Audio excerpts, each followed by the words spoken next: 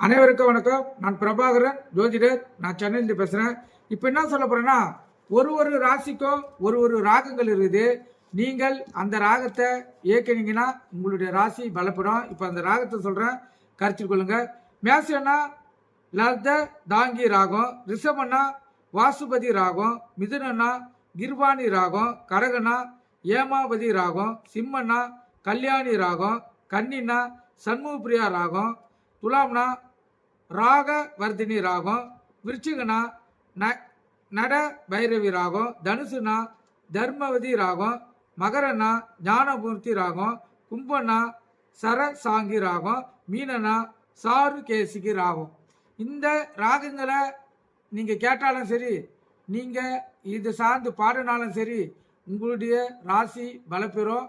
உங்களுக்கு கஷ்டங்கள் இருக்கக்குள்ள இதை பயன்படுத்தி பாருங்கள்.